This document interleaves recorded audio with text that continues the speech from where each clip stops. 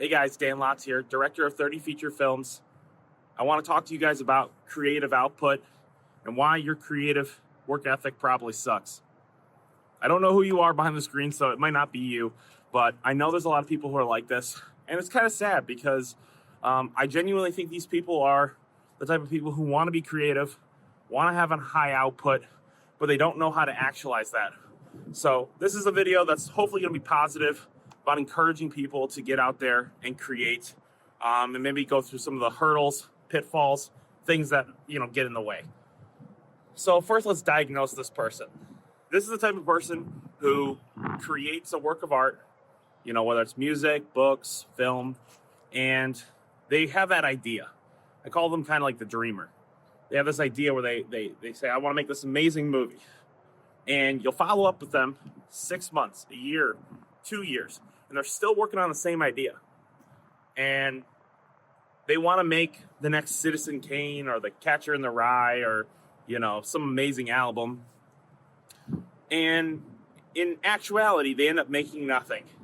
They get stuck because they're hampered by these insane expectations they've put on themselves, which makes it so that they really end up creating nothing, which really sucks, because I think these people want to make something amazing.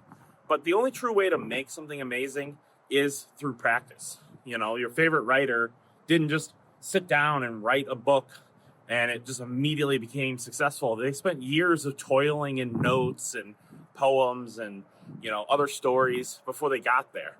So why do we put this expectation on ourselves to have it all figured out? I think the internet specifically makes us feel that way. Like, oh, we see some YouTuber doing some really good job at their YouTube channel, and then we assume that we have to be like them on day one. And I try never to be like that because that can really scare you.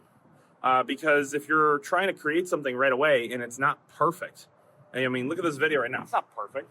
It's okay, and I'm okay with that because I know it's going to get to that point where it'll be perfect one day. And that's how you have to live your life is, in baby steps, in small chunks. Eat the elephant in bite-sized chunks, as my dad would say.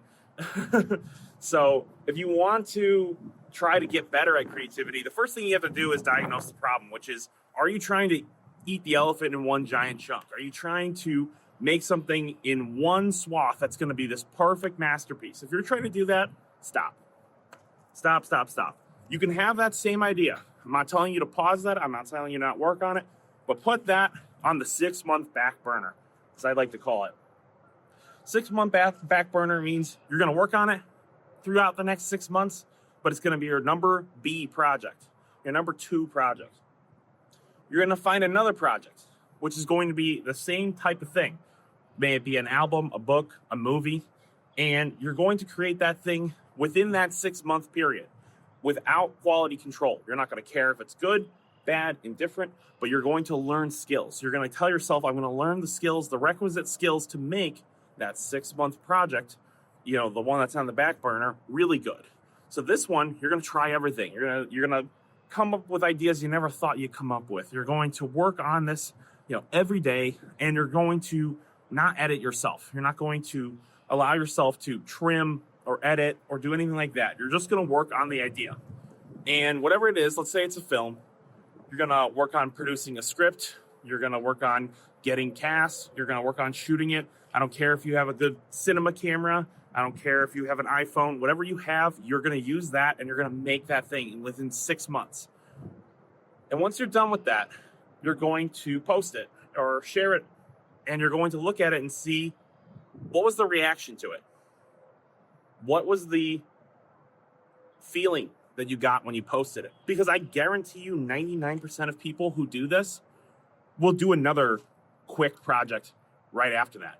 If you can see you put out this creative piece of work, shared it with a few friends, and got an actual opinion on it, I guarantee you most people will start getting addicted to the idea of doing that because it's fun to share creative work with people. It's fun to have a body of work that you're posting and getting out there and sharing to people. And that 6-month project might get pushed back a little bit further.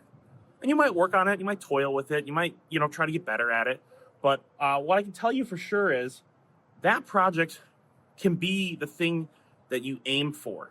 And when I say aim for, I mean work on your skills till you get to that point. If you really want to make something amazing, you have to have something to shoot for, because at the beginning you have no taste. You have no taste on what you like or what you don't like. If you've never produced anything, how can you know if something's going to be amazing if you've never even done anything? So I'm going to encourage people, if you haven't done that, that's like a really good step. Try to give yourself challenges. I do this thing where, like, I'll say I'm going to shoot a film in a week. It's going to take me a week. I'm going to write it, shoot it, edit it, put it out in a week. And if you've seen any of my films on my main channel, you know they're polished, they're good quality. Not everyone's perfect. I'll admit that myself. But you know what? I stay in the game and I'm always pushing myself. And if you stay in the game and you always push yourself, I can guarantee you that your creativity will be better for it. And this is not some pompous thing. Like, this is something I learned too. Like, I didn't immediately just be like, I know what I'm doing. Like, look at me. I'm just like a regular guy.